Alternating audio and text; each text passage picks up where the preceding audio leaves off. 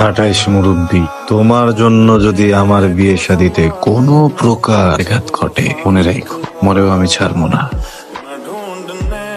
Hello, বলছো তোমার বাবাকে? কি আর বলবো, এখন যদি ভিডিও কলে তোমাকে দেখাই এখানে কি কি চলতেছে, আমাকে সব জায়গা থেকে ব্লক করে দিবে। তুমি মন ভরে ওদের জন্য দোয়া করো। আমার আমার মনে হয় কি আমি না পারবো না, বুঝছো? বাবাকে ম্যানেজ দেওয়া আমার সাধ্যের বাইরে। তুমি বাবাকে গিয়ে স্পষ্ট ভাবে বলো যে এইসব বংশীয় পরম্পরা মানা তোমার পক্ষে সম্ভব না। একটা নতুন বউ ভাঙাচোর একটা বাইকে করে শ্বশুর বাড়ি যাবে, তাও আমার প্রথমবারের মতো। ব্যাপারটা হাস্যকর না? বলো, মানুষ হাসবে না? ওনার কাছে ওনার বংশ পরম্পরাই সব থেকে বেশি ইম্পর্টেন্ট। আমার কাছেও আমাদের বিয়েটা খুবই ইম্পর্টেন্ট। বাকি কেমন আছো? আমি ভালো আছি। ফুপি, তুমি বলে ভাঙা মোটর সাইকেলে চড়ে শ্বশুর বাড়ি যাবে? মেঘ, একদম পাকা পাকা কথা বলবে না, তাহলে কিন্তু বাসায় নিয়ে যাব। হ্যাঁ, তোমরাই তো বললে ফুপি বউ যে ভাঙা মোটর সাইকেলে চড়ে শ্বশুর বাড়ি যাবে, এটা নিয়ে আবার হাসাহাসিও করল। আসো এদিকে আসো। হ্যালো, তুমি কি তোমার বাবাকে বলবা নাকি বলবা না?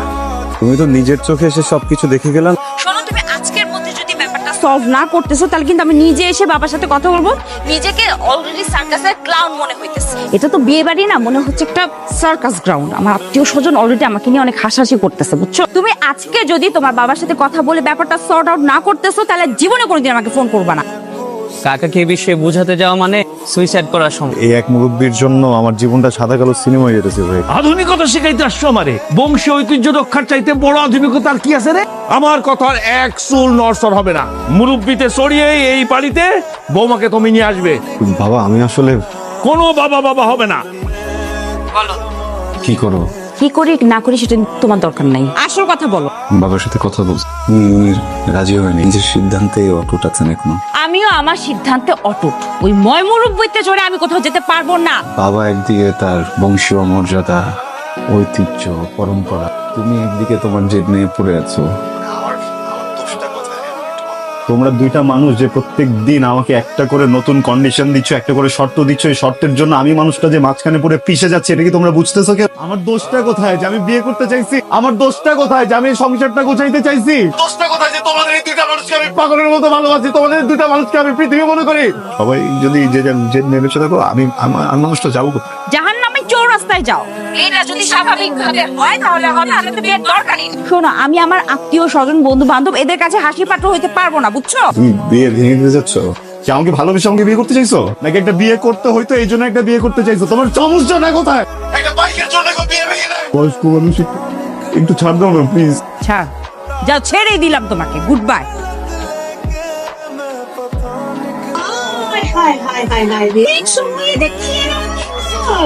সর্বনাশ হয়ে গেছে। আমগো বংশের ঐতিহ্য, পরিবারের গৌরব, মুরব্বি নাই, চুরি হয়ে গেছে।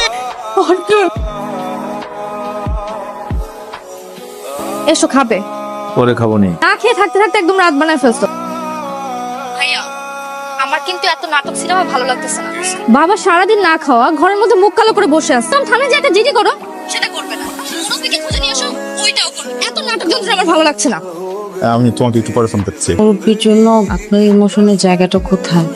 কিন্তু তাই বলে আপনি খাওয়া দাওয়া বন্ধ করে রাখবেন এভাবে, বলেন এটা কি ঠিক? অনেক দিনের পুরোনো অভ্যাস তো, মুরব্বীর ঘরটা খালি দেখে।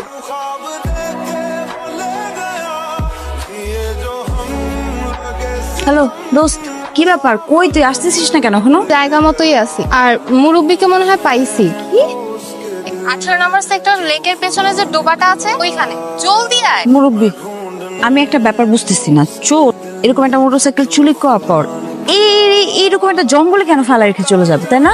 আমার মনে হচ্ছে না এটা কোনো চোরে করছে। যেই করছে সে তার আবেগ থেকে করছে। হয়তোবা চিঠিটা পড়লে বুঝতে পারবে। ঠিকই, এটার সাথে ছিল। হ্যাঁ, এটার সাথে পাওয়া গেছে। শ্রদ্ধেয় মুরব্বি, আমাকে ক্ষমা করবেন। একজন বাবার কাছে তার সন্তানের সুখের চেয়ে বড় কিছু হতে পারে না। তাই সন্তানের সুন্দর ভবিষ্যতের দিকে তাকিয়ে আপনাকে বিসর্জন দিলেন। আপনি ওদের উপর মন খারাপ করবেন না। এরকম একটা পুরনো স্মৃতি বা রীতির জন্য একটা মানুষের কতটা ইমোশন থাকতে পারে। আমাদের উচিত প্রত্যেকটা মানুষের ইমোশনকে মূল্য দেয়া। চিন্তা করো না মা, তুমি তোমার যত্ন নিও। আমার আদরের মেয়ে, আজকে থেকে আমার মেয়েটা আপনি বাবা, আপনিই মা। ওঠো বৌমা। ওঠ মা। কি হলো?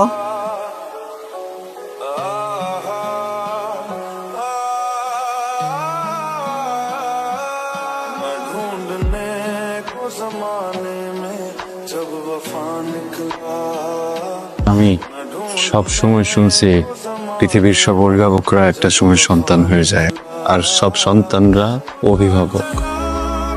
বাবা, ভালোবাসা খুব সুন্দর। একজন মানুষ যখন আরেকজন মানুষকে ভালোবেসে কিছু করে, ওই বিষয়টা খুব সুন্দর, খুব আরাম। কেউ যখন কাউকে ভালোবেসে শুধুমাত্র একতরফা স্যাক্রিফাইস করে, ওই বিষয়টা সুন্দর না, ওই বিষয়টা কুৎসিত।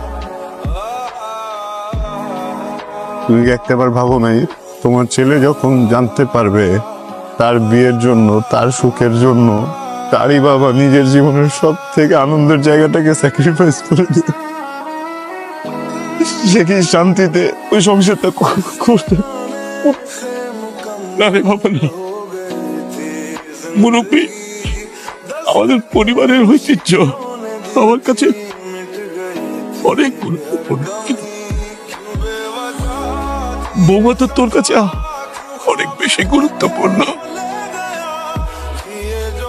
যখন বুঝলাম যে আমার জিদের কারণে তুই বৌমাকে হারাবি, তোর ভালোবাসাকে হারাবি, তুই শূন্য হয়ে যাবি, তখন আমি সহ্য করতে পারিনি।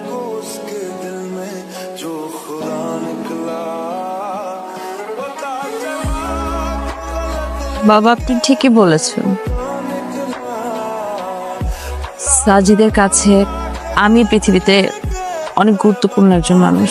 সাজিদের কাছে আমাদের বিয়েটা অনেক গুরুত্বপূর্ণ একটা কাজ পৃথিবীতে। কিন্তু বাবা, আপনি মানুষটা সাজিদের কাছে পৃথিবীর চাইতেও গুরুত্বপূর্ণ। আমি বুঝতে পারিনি বাবা, সমস্ত কিছু আসলে আমার কারণেই হচ্ছে। আপনি সব আমার জন্যই করেছেন। ভুল করে ফেলেছি বাবা, একটা ভুল তো করে ফেলছি বাবা। এবার কি আপনি আমাকে কম ভালোবাসবেন? আরে বাবা না, তুমি তো আমার বাড়ির ঐতিহ্য, তুমি তো আমার বাড়ির অংশ। আমি তো কখনো কম ভালোবাসতে পারি বলো?